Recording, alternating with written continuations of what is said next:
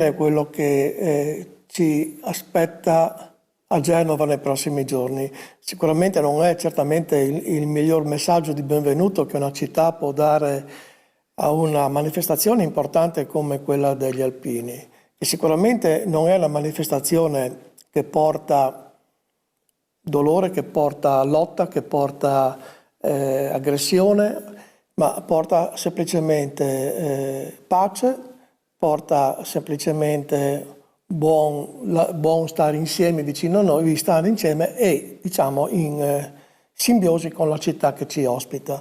Certamente un buongiorno di questo genere non mi sarei aspettato in una città come Genova. Io spero e mi auguro che anche questo sia semplicemente un volantino che non avrà seguito. Me lo auguro non tanto per noi alpini, ma quanto per la città di Genova e per i genovesi in sé stessi, ma anche per tutti i liguri, ma dico anche per tutta la società civile italiana.